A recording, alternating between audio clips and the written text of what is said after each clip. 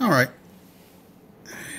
In this exercise, this is just an extra example, by the way. This is not part of the lecture. Just I get a question about this problem in the homework every semester, so I wanted to work it. In this exercise, assume that an object is moving with constant acceleration, positive directional coordinate line, and apply these two formulas. All right, it talks about a motorcycle. Motorcycle, starting from rest, speeds up with a constant acceleration of 2.4 meters per second squared. After it has traveled 120 meters, it slows down with a constant acceleration negative 1.5 meters per second squared until it attains a speed of 18 meters per second. What is the distance traveled by the motorcycle at that point? All right, let me think about what I'm going to do here. Don't know, so let me draw a picture. There's my lovely motorcycle, okay? Let's say it's going this way. It doesn't really matter which way. All right, so what happens? It starts from rest, speeds up with a constant acceleration of 2.4 meters per second. So I'm going to say A is 2.4 meters per second squared, I mean. After this traveled 120 meters. Okay, so let's say it starts here at 0. Let's say it goes down here, and then it traveled 120 meters.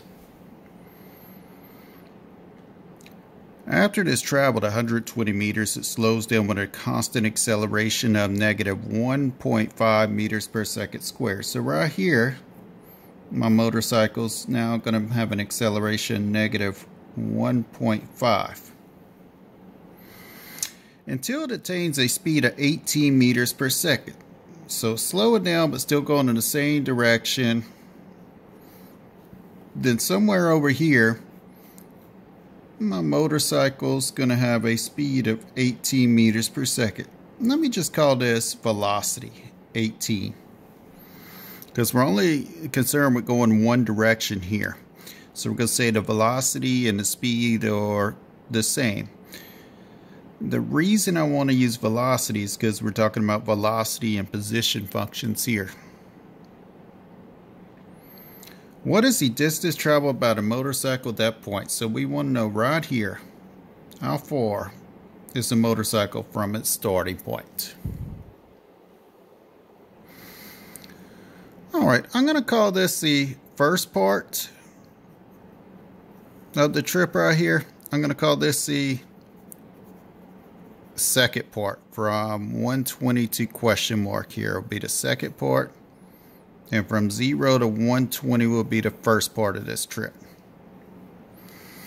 All right, so for the first part, let's come up with some position and velocity functions.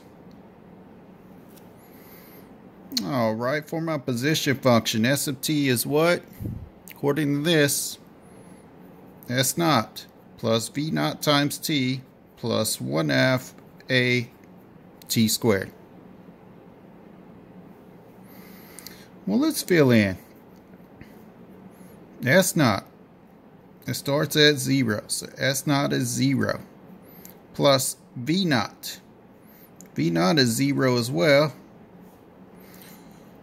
plus 1/2 times my acceleration. Acceleration is 2.4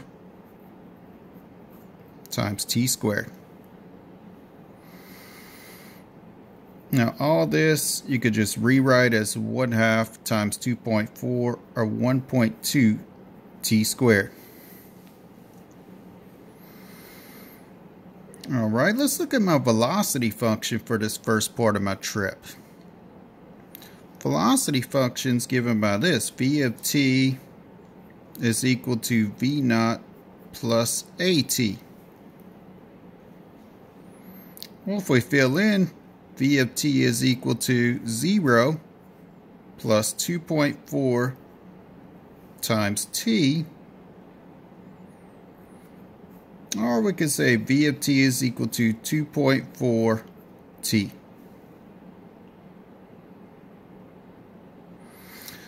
How about for the second part of my trip? Let's find some equations.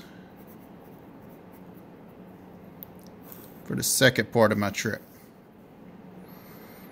Alright, S of t is equal to S naught plus V naught t plus 1/2 A t squared.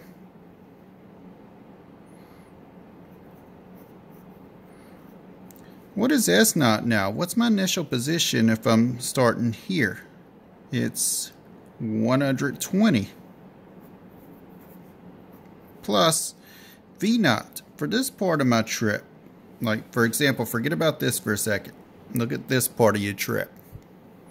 What's my initial velocity? I don't know. I'm going to leave that blank for now. Initial velocity times time plus 1/2 times A. My acceleration here is negative 1.5. So I'm going to put in negative 1.5 t squared here.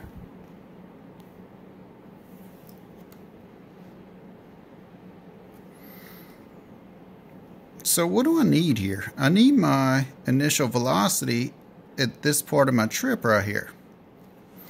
Let me think about how I could find that for a second. Won't that be my velocity whenever I'm at 120 meters? Another way to think of that is, wouldn't that be my velocity when my position is at 120? So what I could do is I could take my position function here and set it equal to 120. So I could take my position function, which is 1.2 t squared, and let's find out when that's equal to 120 meters. So I get t squared is equal to 100. If I take the square root, I'm only going to use 10, not negative 10. So what does that mean? And that means right here, this is after 10 seconds. Couldn't I find my velocity at 10 seconds by subbing in 10 into this velocity function? So I'm going to say V of 10 is equal to 2.4 times 10. Or I could say is 24. So that's my velocity of my first part at 10 seconds. But I could say it's my velocity right here at 120 meters, which will be my initial velocity for this second part of my trip. So my initial velocity for the second part of my trip is 24. So for this initial velocity, I'm going to put in 24. Alright, let's clean this up. So S of t is equal to 120 plus 24t minus, if I multiply these together, I get 0.75 t squared.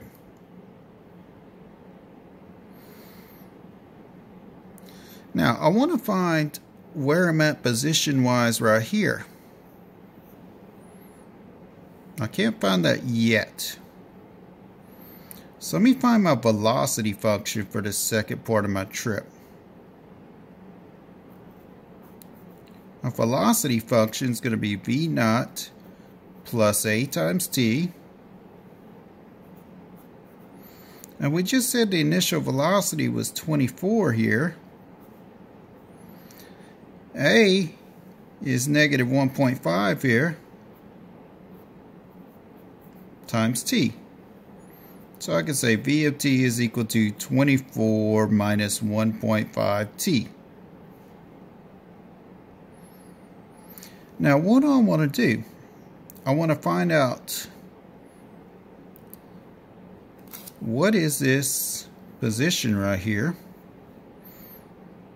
Well, I can find that by saying, let's take this velocity, find out whenever it's equal to 18. So I'm going to take this velocity function, 24 minus 1.5 t, find out when that's equal to 18. So this will give me the time if I solve for t. Let's do so.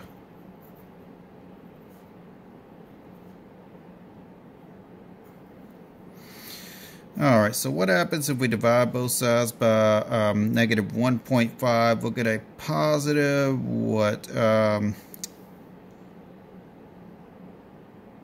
that's what, positive 4? Alright, so now, what do I know? I know the second part of my trip right here. I'll get here after 4 seconds. But what does it want to know? What is that distance traveled by the motorcycle at that point? So what do I need to do? I need to take my position function for this second part right here, which is right here, and I'll need to find out where we're at after 4 seconds. So I'll take this position function and evaluate it at 4.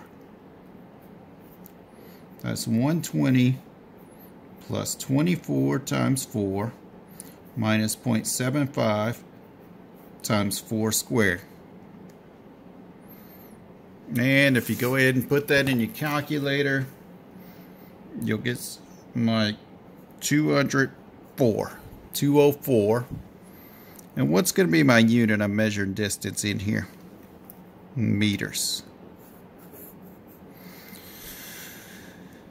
Okay, let's go over the big picture here. What did we do? Came up with position and velocity functions here. Tried to do the same here, but we did not have an initial velocity. So what I said was, for this first part of my trip, let's find out when my position is 120. So I took my position function and I set it equal to 120. I got 10 seconds. So then I could find a velocity here if I substituted that 10 seconds into my velocity function, which we did here. So that gives me the velocity here, or the initial velocity of my second part. So I sub that in. Came up with position, came up with velocity functions. Now I wanted to know, when do I get to velocity of 18? Well, take your velocity function here, set it equal to 18, which is what we did here. We got 4 seconds. But what I really want to find is where I'm at after 4 seconds. So sub in 4 to this position function, and we get 204 meters.